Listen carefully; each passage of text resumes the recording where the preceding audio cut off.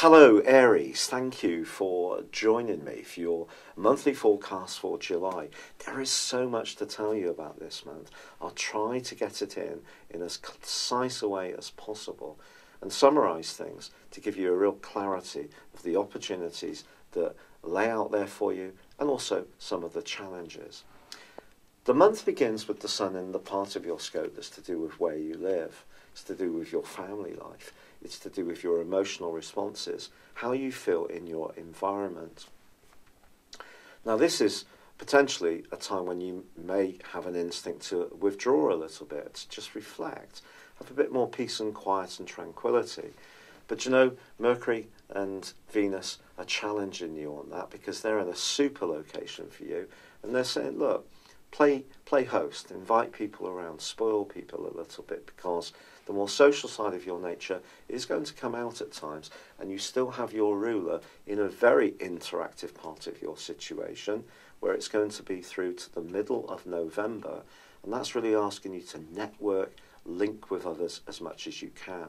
So although the sun may be saying at times that you need to step back, be a bit more sensitive about the people you hang out with, there are going to be times when you could feel more gregarious. Also, from the 3rd through to the 7th, Mercury's in an opposition with Mars. This could be interesting.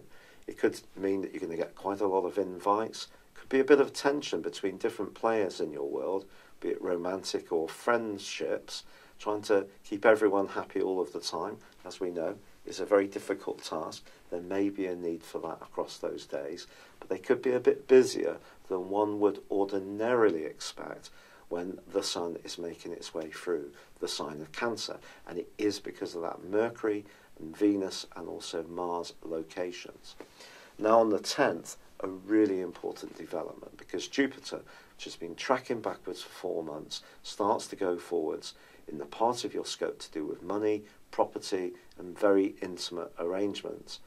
However, on the same day, Venus moves out of the bubbly Leo and into the much more practical and earthy Venus. Now, just to give you the heads up on this, although that may not sound very sexy, Venus then goes on in the last week of this month to forge a brilliant link with Pluto. So if you want to make the most of your resources, property situation particularly comes to mind. Something could shape up very well on the back of that change. Now, Jupiter's retrograde could be characterised as potentially unlucky. It's certainly something that can slow growth down, especially around international affairs, philosophy, spirituality, exchange of ideas, anything to do with learning.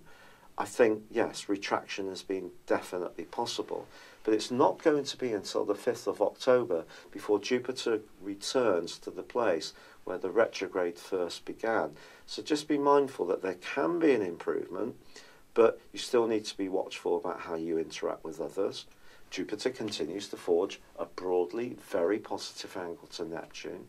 So the more you can tune into the more spiritual side of yourself and life, then the better it truly is. But then in week 2 of this month, the sun goes on to do something which is truly quite challenging. It goes face to face with Pluto. Pluto is a planet with enormous power. It is the tiniest entity in our solar system. It is about transformation.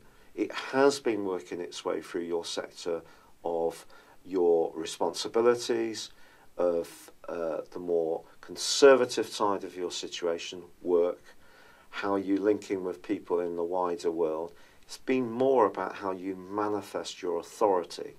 And especially in the conservative sign of Capricorn, perhaps there have been times since 2008 when you have had opportunities to showcase your talents in a very positive way. But this opposition, which occurs with the sun, also brings into play the partial solar eclipse on the 13th, which is going to provide a backdrop of energy for the next 6 months. So basically, the echo from the sun's opposition to Pluto is going to reverberate through your situation for the next half year. It's going to be powerful. If there are any politics in your family, or you want to live in one kind of property and someone else in your home or in a close relationship whether it be a partner or a family member, want to have a different kind of existence, then this could be something that's going to require a lot of patience and discussion. You could find yourself encountering someone who you perceive as trying to direct you in what they want you to do, which could cause you to be very resentful. Or it may be that you just feel much more tender and emotional. The demands of life can close in a little bit upon you. So just be aware of this, because of course you are a dramatic character. You do make things happen. You have got your ruler Mars in a brilliant location all this month, even if he is tracking backwards. And that's given you an appetite in some ways to connect to people, but it needs to be the people that are good for you, that feed your soul. And if you are in any kind of situation or scenario where there are battles of will or power, they're not going to be good for you. So try to avoid them as best you can. Now, of course, the Sun is then going to move on into the sign of Leo, which is wonderful for you. This is on the 23rd. And the last 10 days of this month can see you opening up the clutch a little bit, feeling much more outgoing and really rekindling the part of your nature that's so important when it comes to self-expression. But just be mindful that on the 26th, Mercury goes into a retrograde in this self-same location. So even plans to meet up and socialise with people could be subject to last-minute delays, glitches, changes of plan, all the stuff that you get with Mercury retrograde, but particularly in the 5th house. There may also be something that's very close to your heart, which isn't quite going forwards at the pace you would like. So just be conscious of that too. Now, that brings us through to the total lunar eclipse, which occurs on the 27th. And my word, this is so powerful, because it is in Aquarius, of course, but it's combining with Mars, your ruler. This is because Mars has retracted so far that it's now in an opposition with the Sun, and actually the Sun is very close to the North Node in Leo.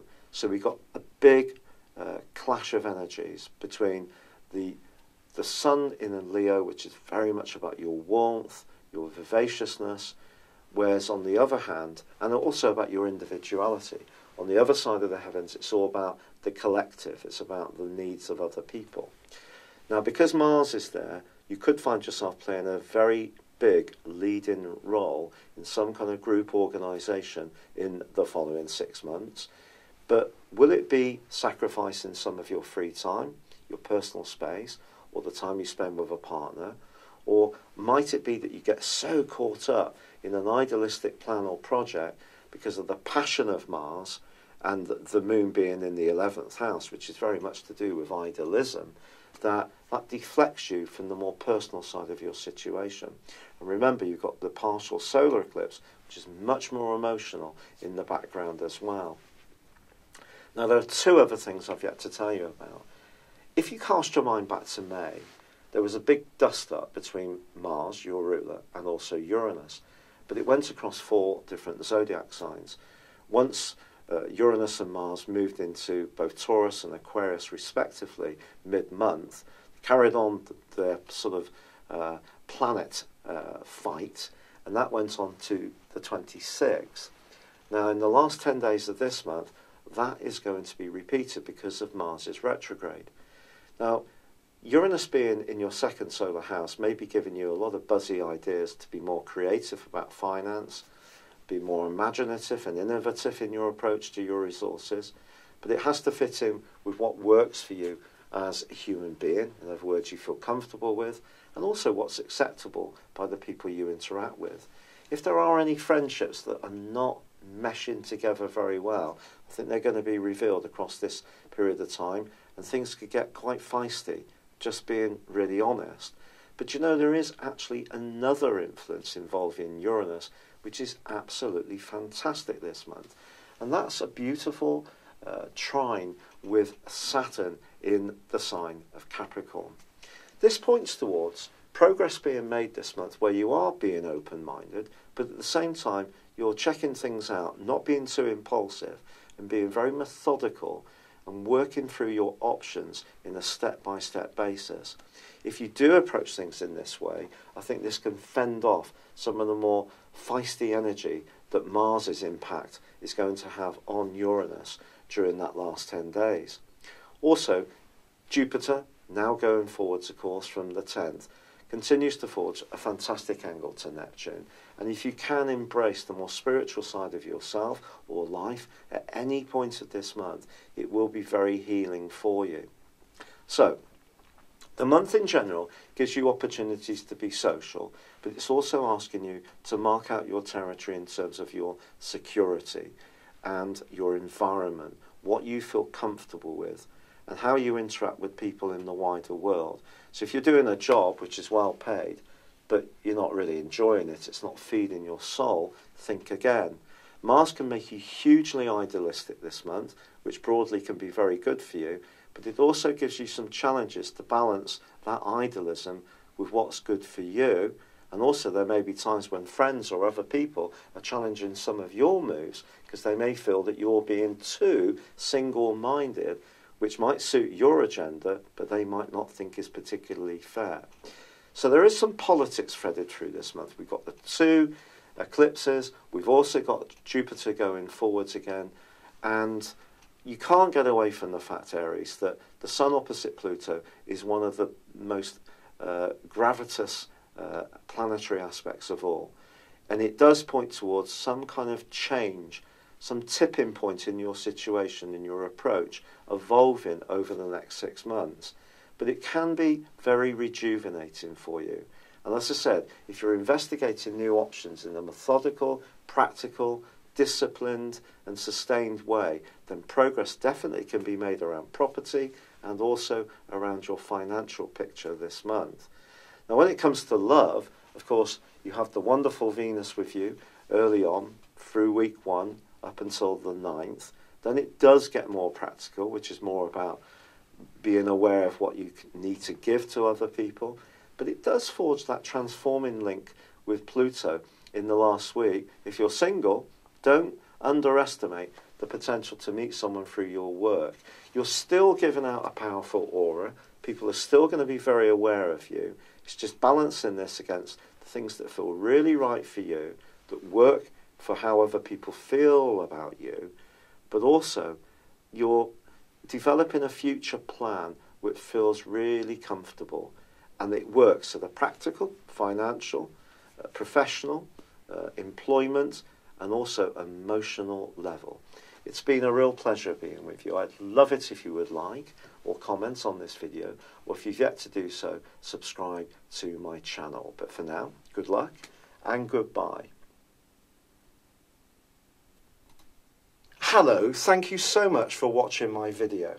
I'd love you to join me at my Horoscope Ace app. You can find this at www.horoscope-ace.com. You can use it through Android, iOS, Apple or Facebook. Check out your ascendant or your moon sign or download your free birth chart. There's all your favourite videos, plus there are daily, weekly, monthly and yearly horoscopes for general, love, Chinese and Indian astrology. If your passion is tarot, there's my brilliant 3-card money or love tarot readings too. And it's all there at www.horoscope-ace.com. Thank you.